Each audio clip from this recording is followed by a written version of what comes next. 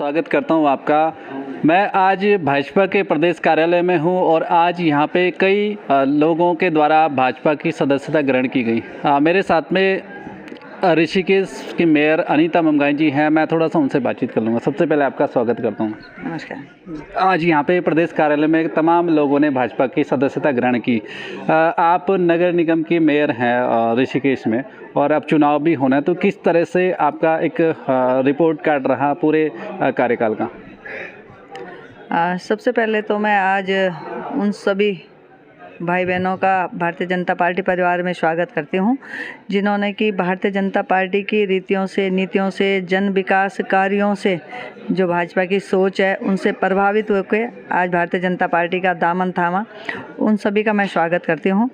और हमारे देश के यशस्वी प्रधानमंत्री नरेंद्र भाई मोदी जी की नीतियों से प्रभावित होकर, हमारे मुख्यमंत्री पुष्कर सिंह धामी जी की नीतियों से प्रभावित होकर आज प्रदेश अध्यक्ष जी ने लगातार, मुझे लगता है कि जब से हमारे महेंद्र भट्ट जी प्रदेश अध्यक्ष बने, लगातार उन्होंने एक नई भी परिपाटी डाली कि हम किसी पार्टी के बड़े नेता को ज्वाइन नहीं करवाएंगे अब, क्योंकि होड़ मची हुई है भारतीय जनता पार्टी में। लगातार लोगों की बीजेपी में सदस्यता लेने के लिए होड़ मची हुई है।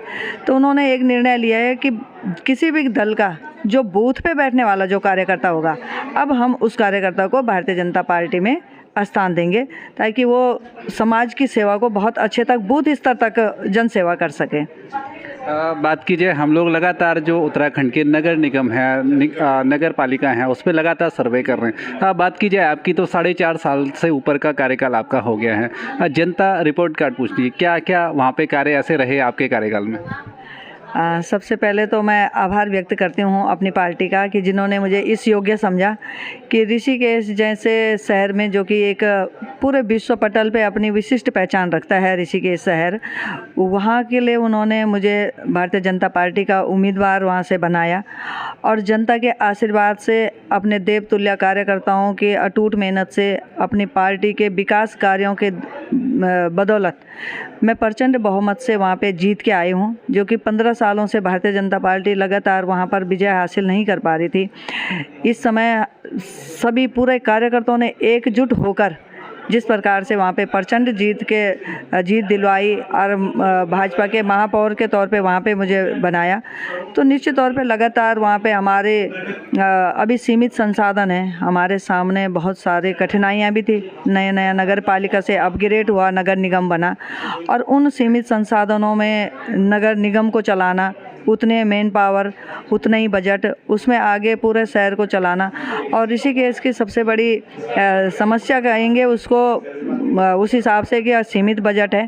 फ्लोटिंग जनसंख्या वहाँ पे, जो वहाँ की आबादी है उससे भी ज़्यादा वहाँ पे फ्लोटिंग जनसंख्या है, तो वो सारी चीज़ें देखनी पड़ती है। स्वच्छता में लगातार हम बहुत अच्छा वहाँ पे काम कर रहे हैं। जो हमारा स्वच्छता सर्वेक्षण 2022 गया, उसमें गंगा टाउन के 43 शहरों में नगर निगम ऋषिकेश का तीसरा स्थान रहा है, तो भी एक बहुत बड़ी उपलब्धि है। 3 बार की वहाँ पे हमारी सफाई व्यवस्था चलती है, तो बाकी प्रथम द्वितीय आना बहुत आसान हो जाता हमारे लिए।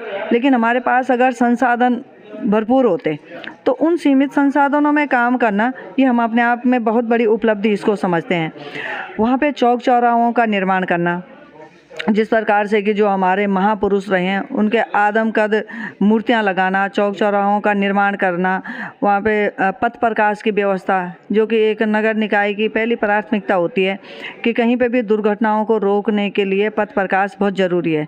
तो प्रत्येक क्षेत्र में जो हमारे नए 16 वार्ड बने हैं, उन 16 वार्डों में प्रत्येक जगह पे रोशनी पहुँचाना, उसके सड़कों का निर्माण करना, नालियों का निर्माण करना, लगातार स्वच्छता के लिए लोगों को प्रेरित करना। प्रत्येक घरों में जितने भी हमारे वहाँ पे परिवार थे, उन परिवारों में जितने भी दुकानदार थे, उनको 2-2 डस्टबिन देना, ताकि स्वच्छता के लिए घर से पहले प्राथमिकता घर से ही लोग शुरू करें कि अपने कूड़े को पृथक करके दें।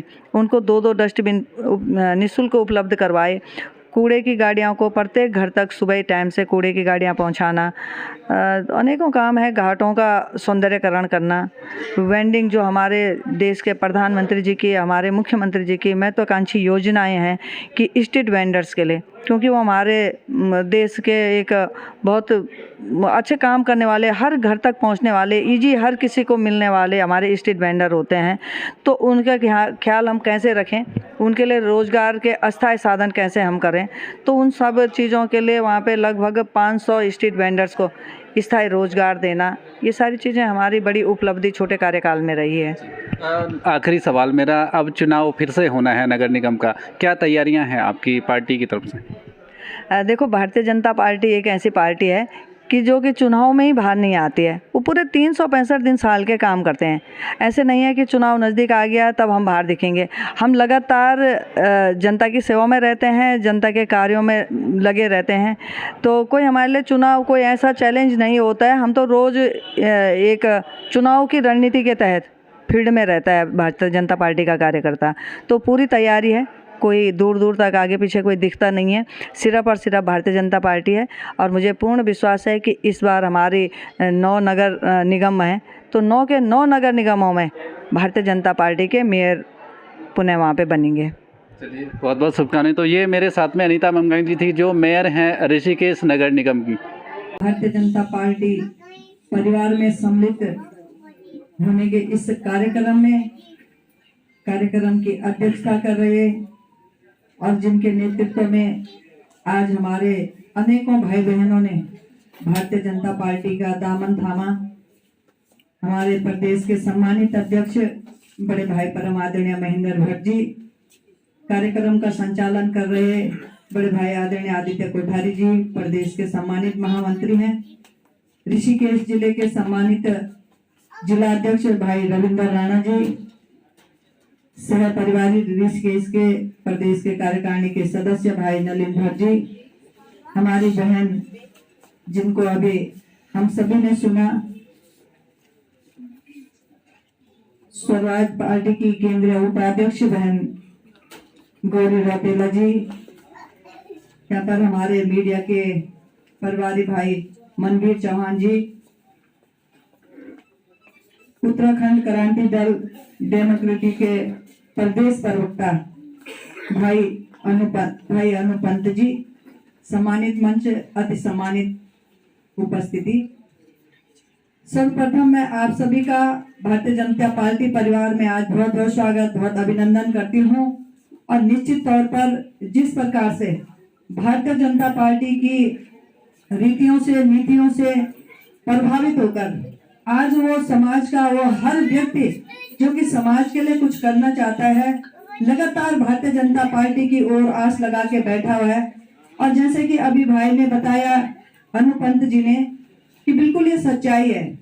उन्होंने भी प्रयास करा होगा, ऐसे नहीं है कि बहुत आसानी से वो भारतीय जनता पार्टी का परिवार में सम्मिलित हुए होंगे।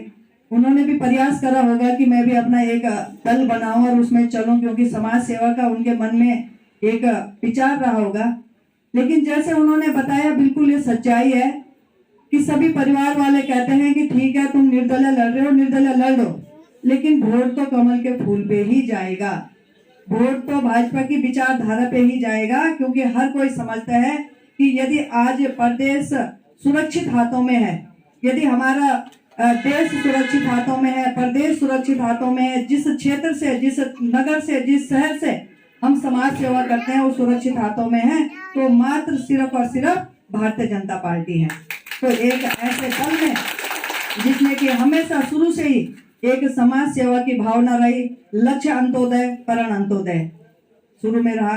अब हमारा सबका साथ, सबका विकास, सबका प्रयास, ये हमारा नारा है। तो उसी विचारधारा से जुड़ने के लिए मैं आप सभी का बहुत बहुत स्वागत, बहुत बहुत अभिनंदन करती हूँ। और बड़ी संख्या में यहाँ पे मेरी मातृशक्ति यहाँ पे आज भारतीय जनता पार्टी में सम्मिलित हुई है। निश्चित तौर पर महिलाओं के सम्मान के लिए, हम तो हमेशा कहते हैं मातृशक्ति के सम्मान के लिए भारतीय जनता पार्टी मैदान में। आज देश की राष्ट्रपति द्रौपदी मुर्मू जी हैं, तो भारतीय जनता पार्टी की खोज है। और वो सम्मान उस आदिवासी क्षेत्र का, उस आदिवासी वर्ग का, जिनको कि ढूंढ के लाके कभी कल्पना भी नहीं कर सकता था कोई कि द्रौपदी मुर्मू जी देश की राष्ट्रपति बनेंगे।